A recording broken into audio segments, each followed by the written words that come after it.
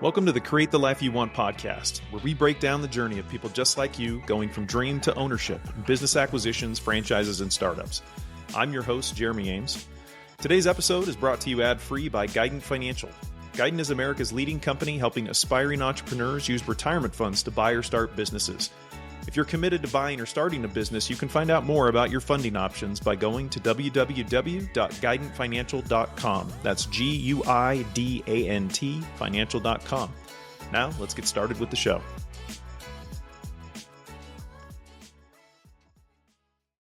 All right, welcome everyone to the Create the Life You Want podcast. Today, I have entrepreneur Steve Horner with us.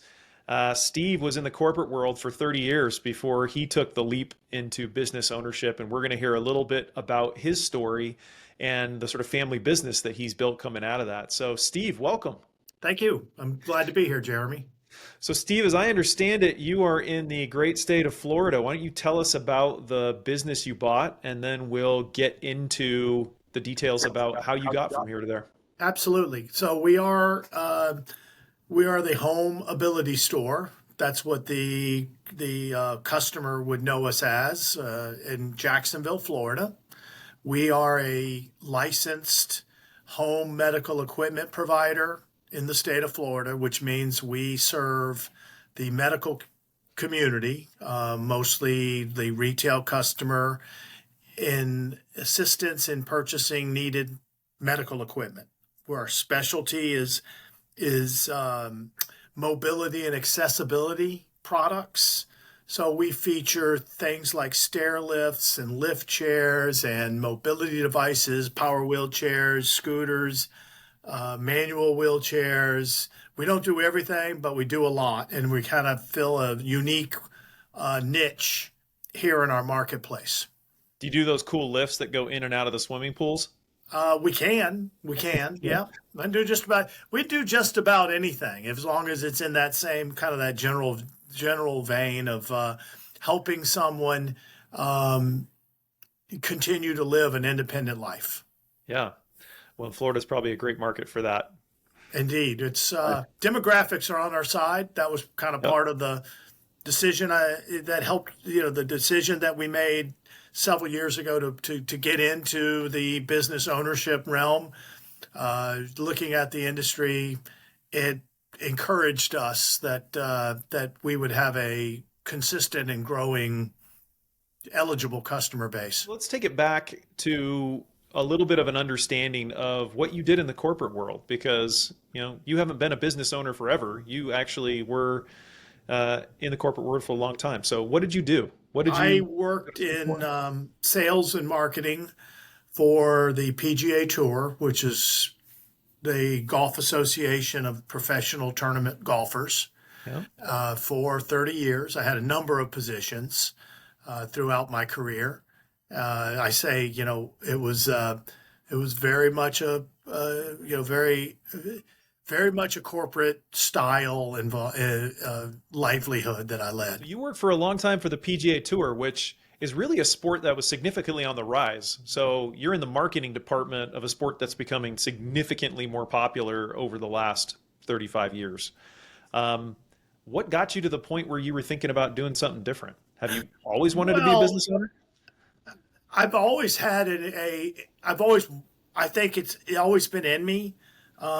I use the term the golden handcuffs. When you're working for a large corporation and they are taking care of you in a very competitive fashion, and you're enjoying what you do, you may have wishes and desires, but you have to shelve them because you have priorities either, with your own family. And also, it's not like I was unhappy. It just was always there. The reality set in as I started to get a little older. I'm one of these rare birds. My first real job was the PGA Tour when I was 25 years old, and I stayed for 30 years. So I'm not a normal, I tell you, most people jump around and they have to sort of rebuild their equity.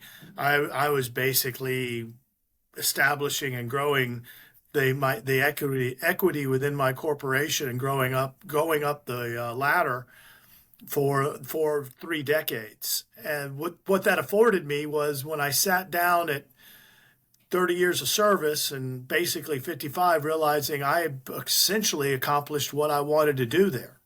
And to remain was not, although it could be financially rewarding from a salary perspective, it was not necessarily long-term rewarding, and financially at least. And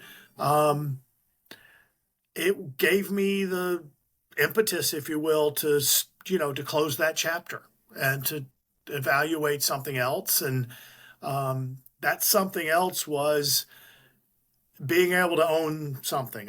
One of the downfalls of working for a company like the PGA Tour was we aren't a for-profit company. There was not a ownership stake you were establishing. There was not stock options or equity and things like that. You didn't have that to take away with you. And so as I sat and evaluated things, I realized I thought it would be a lot more fun to try this thing called business ownership. So it sounds like you were feeling a little bit capped out on how far you could go. And it sounds like that might be a little bit learning. It might be a little bit sort of long-term equity build. And that's what pushed you over the edge, or? I don't know if there was an edge. I think there was a finish line. A finish line. Okay. And that finish line was like I said, I kind of was able to take stock of what I had established. The incentive plans were basically maxed out.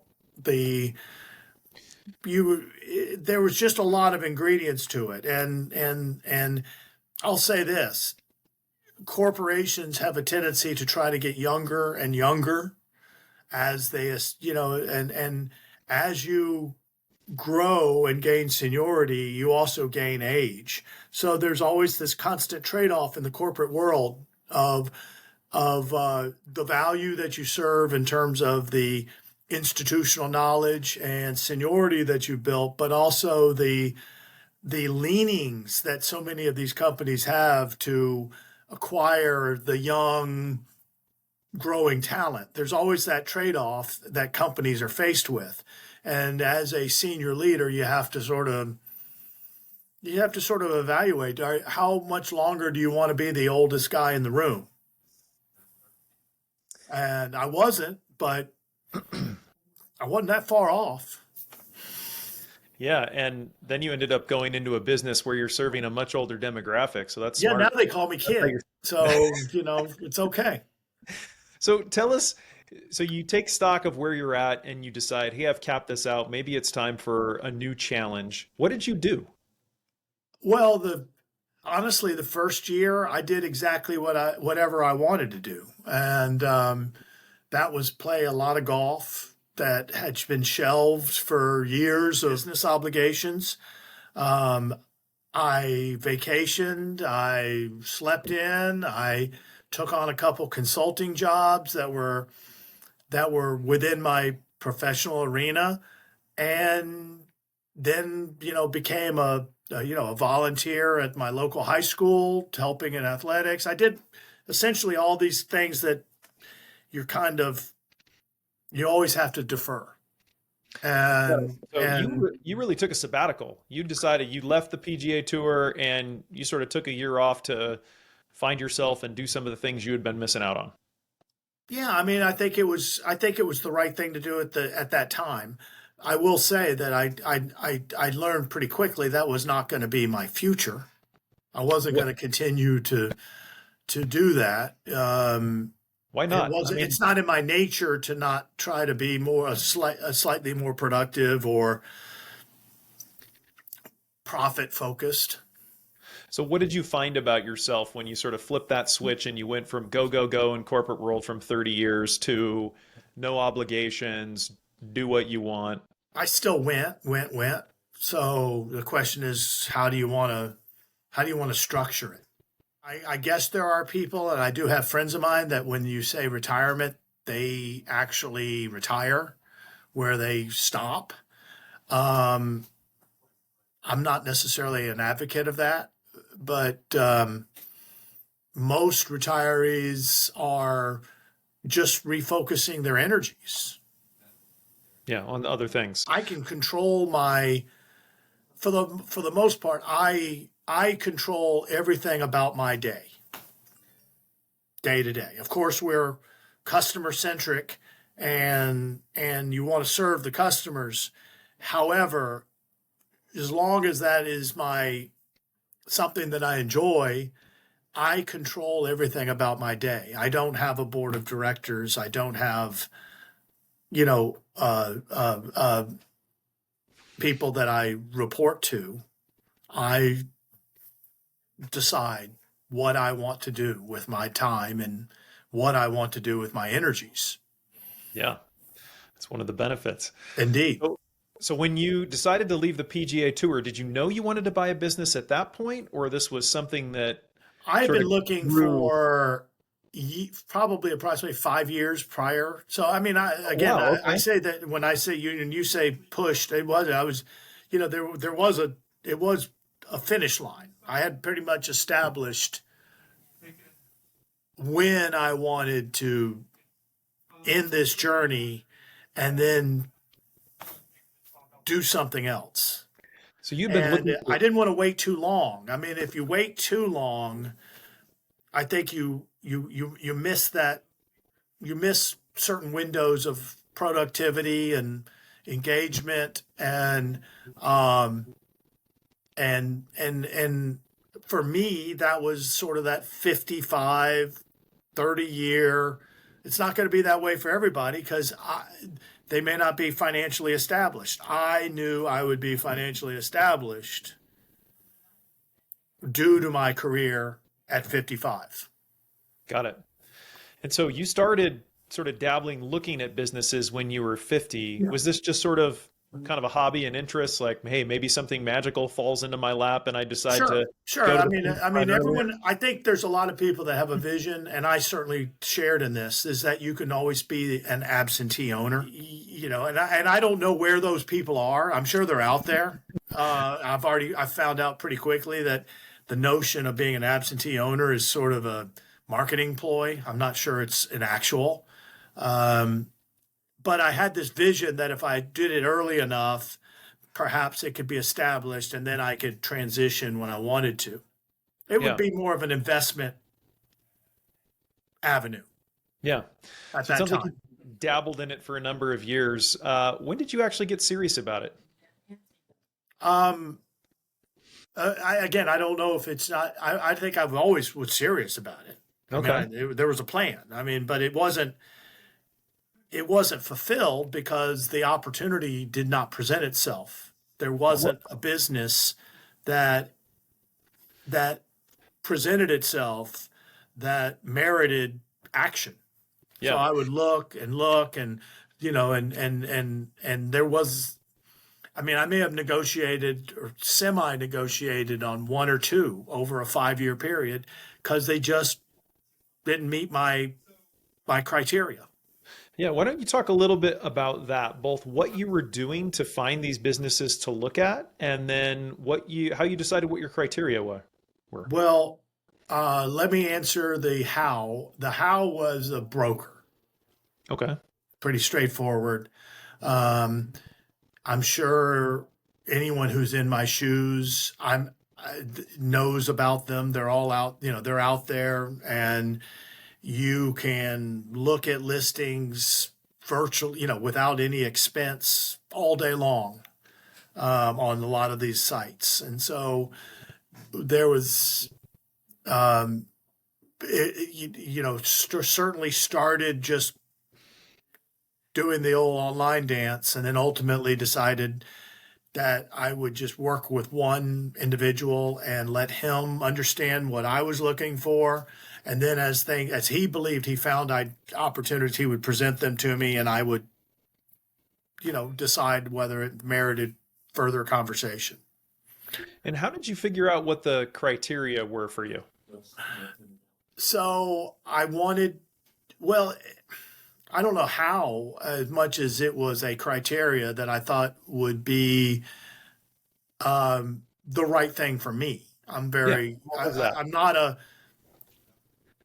I had certain profitability measures that I wanted. I didn't want businesses that had to be, I wanted to purchase a going concern that had growth opportunity. I didn't want to have I didn't want to purchase a failed business because the cost of entry was so low and then have to build it. That was not, a reclamation project was not in my mind. I wanted something that was positive cash flow from the get-go, but had headroom. It also, of course, had to be the type of cost of entry that met my financial goals, which was to essentially self-finance. I did not want to have external financing. Got it. So you didn't want to bring in any debt from anywhere. No, I mean, the profitability goes down immediately. So the minute you start to become beholden to someone else, then where is your independence? That was kind of how I looked at it. Got it. So you were looking for something with positive cash flow, and you were looking for something that was in a price range that you could essentially buy with cash. Like, what places did you pull from in order to put the cash together to make the deal happen? I had two sources of possibility. One was to use the equity of my own possessions, if you will, my home and vacation home and these kinds of things. But then again, that's finance. You're just shifting it from a business to a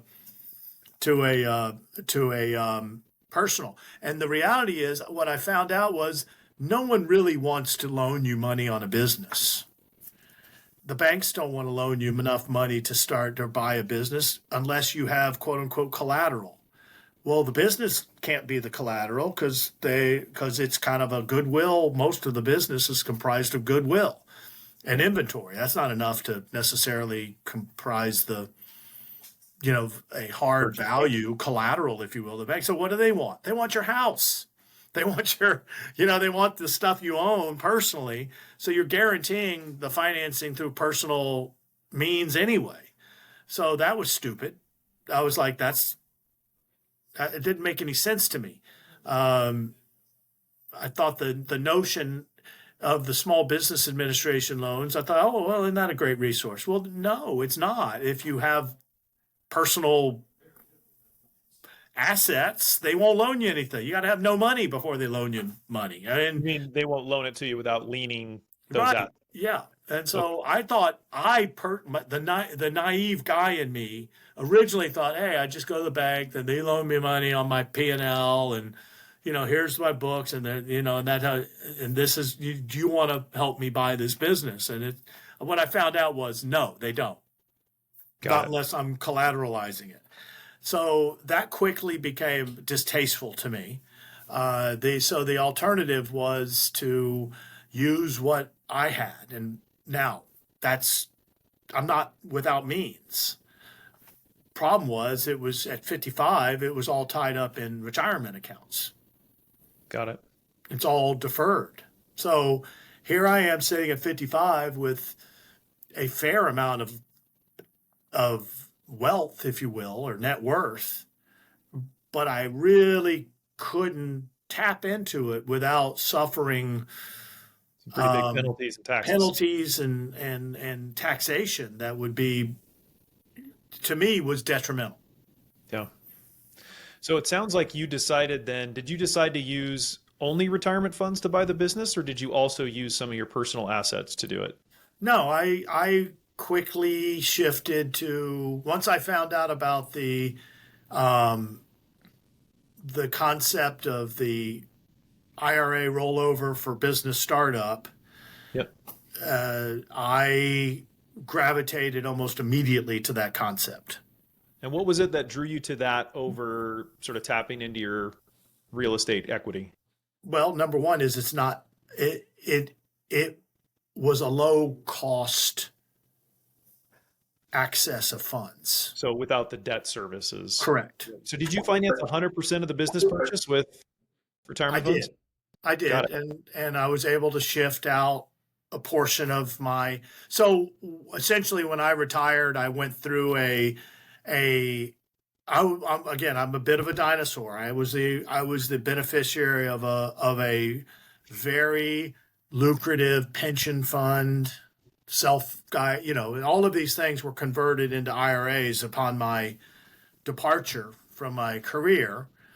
So here I am sitting on this source of value that I wanted to figure out how to use because I had needs Yeah. now, not in 5 years. Yeah. So that was how you financed the transaction. Did you find the transaction through a broker? I mean, how many did you get to the stage of potentially negotiating something on before you found this one that you ended up purchasing?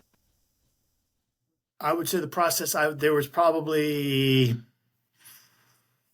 two where we started due diligence prior Got it. to, where I had I sent a notice of intent to, to purchase so we could exchange non-disclosures and such. Got it. And you didn't end up moving forward with the other one, but you did move forward with obviously the medical mobility equipment. Well, it was all sort of in sequence. There was nothing going on simultaneously. Do one, didn't work out. Another one didn't work out. This one did work out. And again, it was partly because I was establishing a very rigid criteria. Yeah.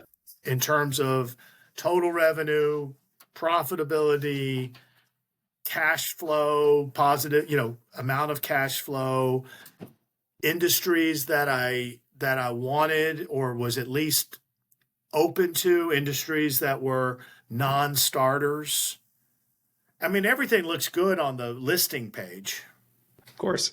So you have to decide what you envision the business, where did I see myself? Yeah. So where did the other two died somewhere in due diligence? What was it that killed those deals? Just, I think anytime you get into due diligence, you're going to pull layers of the onion back and find out that maybe it's not what it was presented to be. And for whatever reason, one was, they were looking at several suitors, if you will, and I didn't like to be in that type of theoretically a competitive environment. It didn't make sense. That didn't act like it was in good faith. And so I didn't like that at all. And then when this came along, it was really the financials that drew me in, but it was the industry that sort of sealed the deal. And that's because you saw such growth potential in it? Yeah, I mean, this was a business that was making money for the owner and for the employees, but it didn't seem like it was very well marketed. It didn't seem like it was very well organized. It didn't seem like it was very well run. And even though I am not by trade a small business owner, I had enough business training and acumen to be able to transfer that to this environment. And so I knew that I was bringing something to the table. Well, it sounds like you found an industry that you could get excited about the long-term potential for, and you saw a business that really needed your skill set because your background's in marketing. So you're looking at a business that says, hey, nobody knows these guys exist. And that's what I do. Help these. Yeah, well, that is partly the realization was that their marketing was somewhat ham-handed, and the inventory management. There was a number of business practices that I thought were unrefined. Yeah. Let's put it that way. Can you share a little bit with us about what you did in the due diligence process? Like, how did you figure out the industry stuff? Is it just sort of more intuitive, or was there some type of research you did? Like, how did you evaluate the financials? Did you use any help? Well, there's two parts. Is one is the business. The business stands as a financial enterprise. You can only evaluate it based on the history of the business and where you see the the business category going. What's Yeah, the macro and micro? The micro is what's the balance sheet look like? What's the P&L? How's it looked over the course of the years? Piece it together. Where's your owner benefit? Where's the costs? Are the costs in line with what you would think would be appropriate for a business of that size? Obviously, there's some institutional knowledge there, but some of it is if you see X dollars being spent on something, and you can do it for less. It doesn't take a rocket scientist to figure out that you could probably save some here, or to see that maybe it was underserved. Certain categories were underserved, and if you invested in those categories, perhaps they could net you on the revenue side. yeah, That would be like marketing or sales support, something of that sort. yeah. The other is the macro. What's the industry? Where's the industry going? What does the competition look like? You know, I can honestly tell you, I didn't do enough of that part. Oh, I say more didn't about do that. enough of the macro. I didn't do enough of understanding the regulatory environment that I was getting into. I didn't do enough of the um, understanding the category and where this business stood in relation to the community and the geography that we're located. Do you think if you had done that, that you still would have bought the business? Uh, oh, absolutely. I think it would have probably just emboldened me. Um, but I do know that I learned a lot on the fly after I'd already signed the deal. Got it. Then I probably should have known. I probably should have come in with a better action plan instead of taking 90 days to kind of feel it out. Yeah. So, did you do all that evaluation yourself, or did you have any support that you got from external people? Other than our broker who was involved in the transaction was extremely helpful in terms of acquiring information that I needed from the current owner. Um, the industry, he would pull together some nuggets of information. But again, I really sort of underperformed, if you will, in that arena. I should have been a little more proactive to establish a better understanding of the industry. Of what you were signing up I was for? fortunate. To be perfectly honest, I really was fortunate because we learned so much after buying. And I guess you're always going to learn, but I learned so much about the industry after the fact. Yeah. I learned so much about my competition after the fact, as opposed to knowing it before I actually Yeah. took What the were the keys up. what were the biggest surprises? What were the things you missed? And can you tell us a story about how those sort of played out? Well, I think a lot of it had to do like the regulatory environment. I had no earthly idea. I took the owner's word for it that it was that the licensing was easy and the state of Florida. I know now it's not easy to be a licensed home medical equipment provider in the state of Florida means you're under the governance of the administration, Agency for Healthcare Administration. The Agency for Healthcare Administration is one of the largest regulatory agencies in the state of Florida because of the demographics. They govern the hospitals and the doctors and the nursing homes and the medical equipment providers and anything that rolls up with a bandage on it, they're in charge of. Uh, they have a pretty rigid standard, and it is not an easy task. And it was not an easy transfer and it was a process. It didn't slow me down, but it was a education, if you will. Yeah. The other thing that I didn't understand, at least in this industry, was how I interacted or established the relationships with the companies that would actually sell me the product for me to then in turn sell to the customer. Yeah. And that process of I just thought it came with the business. So I'd have this drawer of companies and I'd be account number X and I'd call again. Well, it doesn't work that way. Now that it's a new owner, they start all over again, and you got to go through this process of qualifying and applying, and it all worked out, but it slowed acquisition process down after, in terms of being able to be at full speed. Yeah. In your deal, did you have any seller financing? No. No. Okay. He wanted, cash out.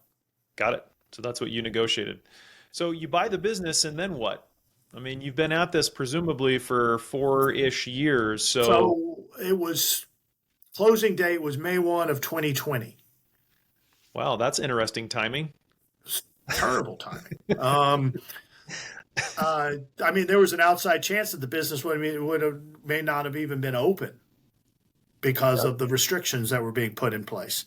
Now, fortunately, again, in the state of Florida, anything that's medical related was essentially essential. Yeah. And so, what turned out to be a possible limitation actually turned out to be an asset, because we were open and other places weren't, because we were licensed. Interesting. So some of your competitors aren't licensed, or some of the... You don't have to be licensed to sell some of the things we sell. You don't have to be licensed. Got it. So COVID ended up being more beneficial than harmful for your business. I think so. I think it did it. Number one is it helped us from that perspective. I think it was very advantageous to have to know that we were safe, if you will, and that we weren't going to be threatened. But I will say, the day I took over, May 2, when I drove in and was going to, turn the key for the first time, there wasn't a car on the road. Yeah. It was doomsday. I mean, I was the only one out there, me and a police car. And so it was definitely a weird, eerie feeling. But in retrospect, it probably did help us a little bit, because we were essential. People were staying home. There was pent-up spending available.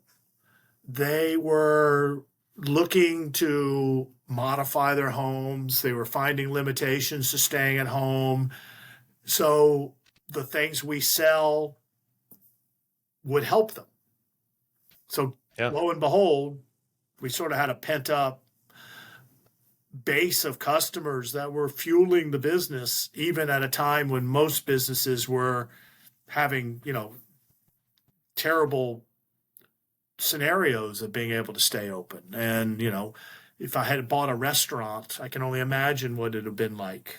Probably wouldn't have closed. At that, probably would have walked away from the deal.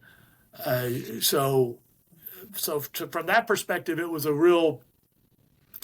When you look back on it, you can look back on it with a bit of fondness. The other part was COVID helped create a family business. Oh, say more about that. Well, the day before I closed. So let me back up one step further. My son and my daughter were both at college. My son was finishing school.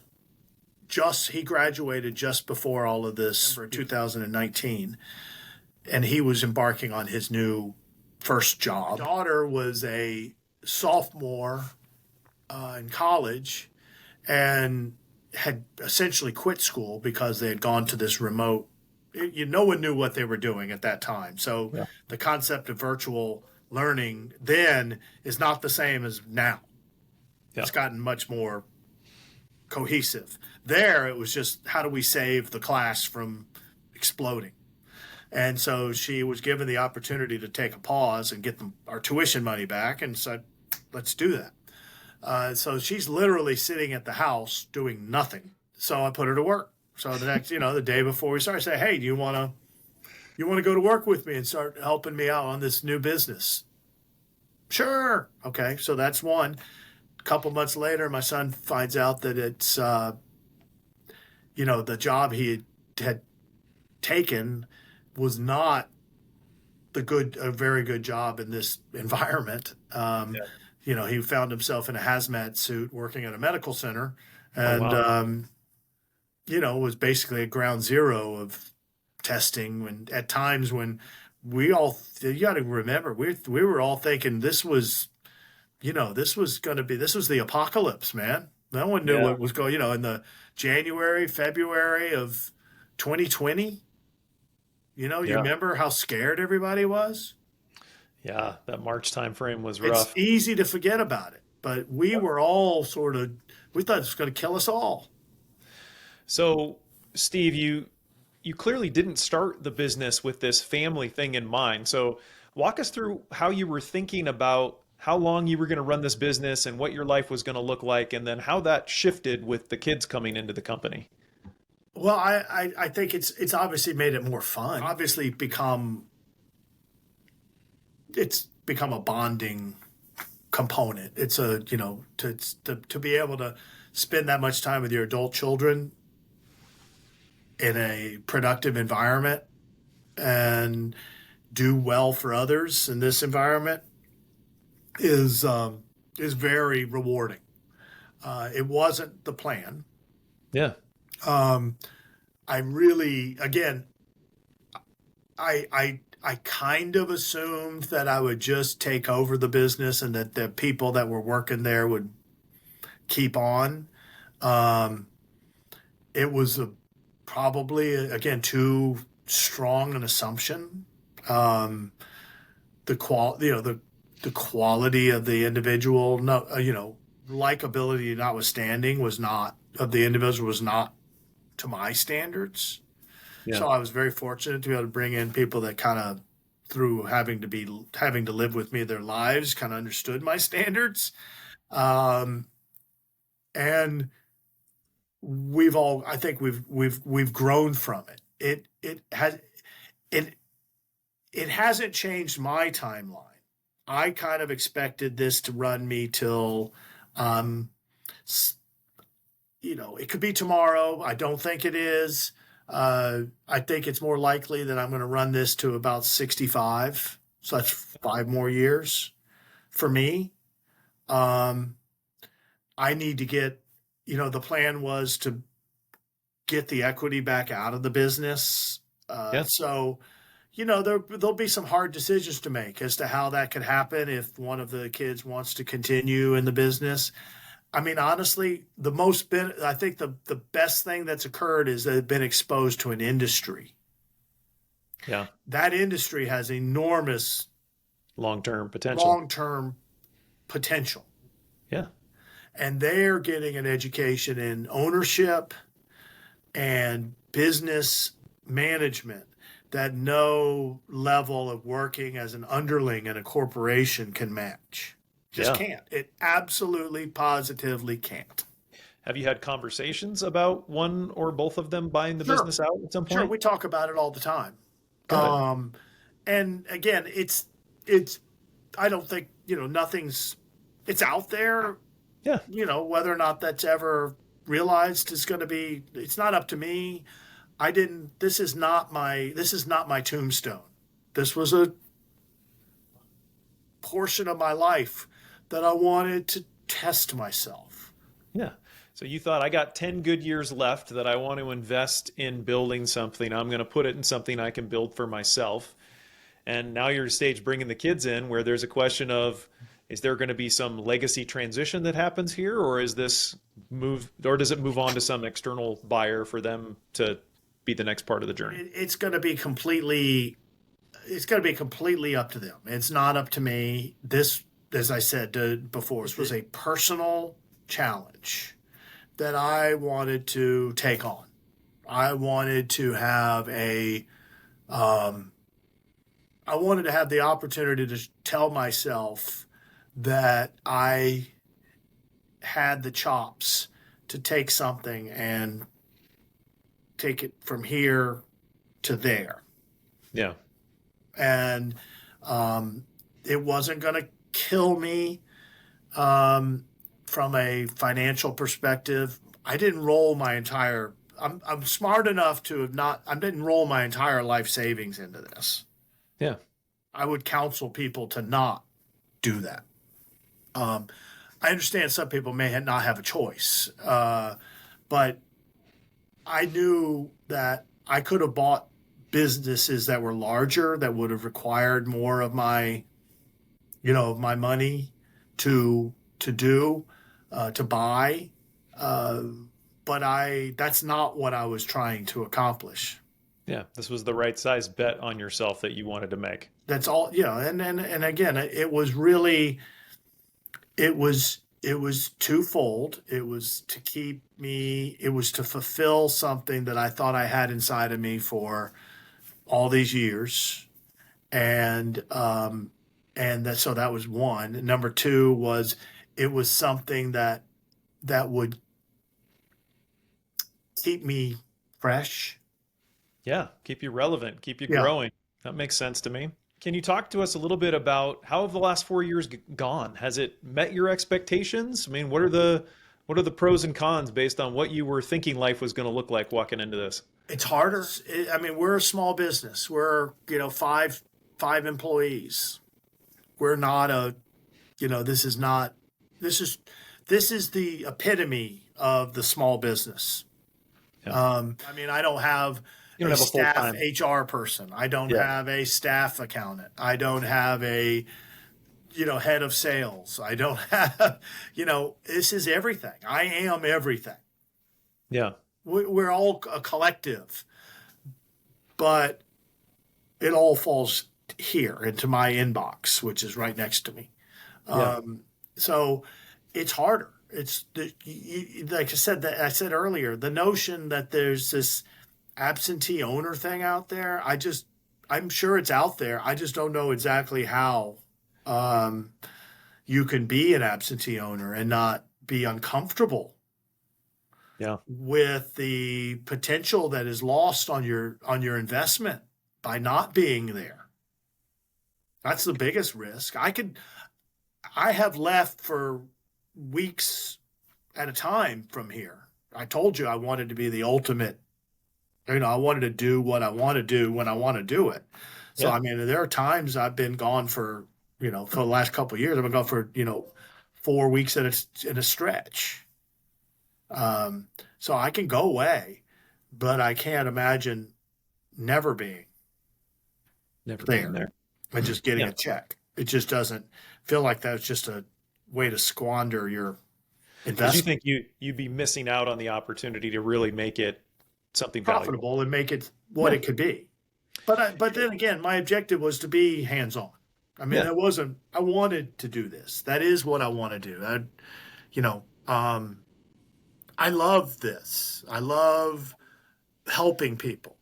Yes, we make money, but believe it or not, we help people. Their lives are. Everyone who comes in, if they work with us, they're going to leave in a better place than when they came in. Yeah. Not just poorer, they will leave better. Yeah. So, Steve, the name of our podcast is Create the Life You Want. It's really based around this idea that, one of the big points of being a business owner is that you can design your life to operate the way that you want it to. And a business can be a vehicle to do that if you build it properly. So I'm curious, how have you used your business to create the life you want? What are the things you've done within the business to, for example, create space so that you can leave for 4 weeks? I don't think most people who have a 4-year-old business that they've purchased would probably think that they could do that.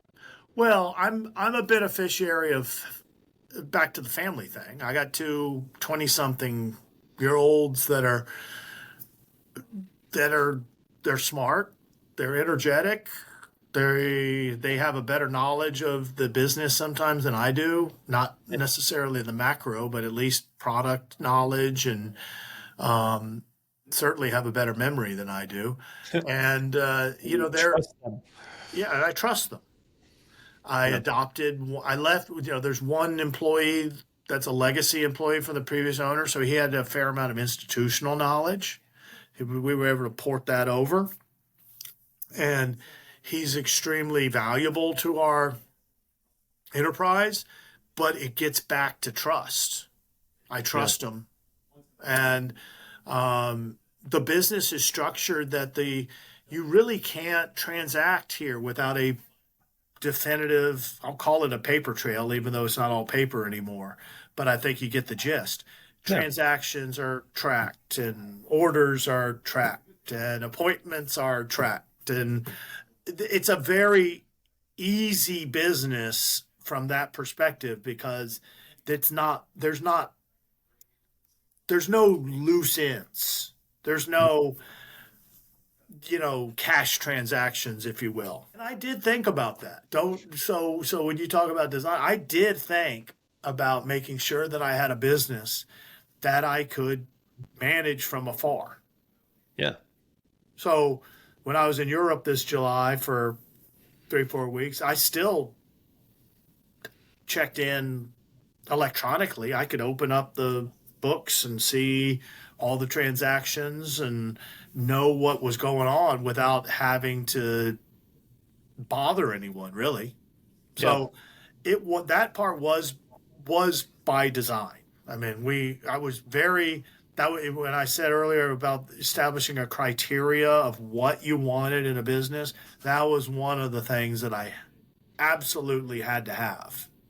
Yeah. Tell us about how the business is done over the last 4 years. Well, we have continued to grow every year. We're in a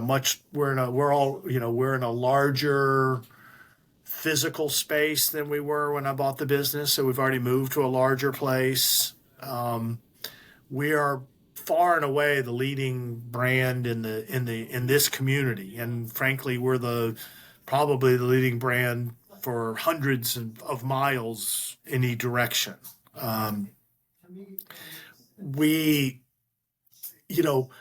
It's an interesting marketing challenge, because our customers are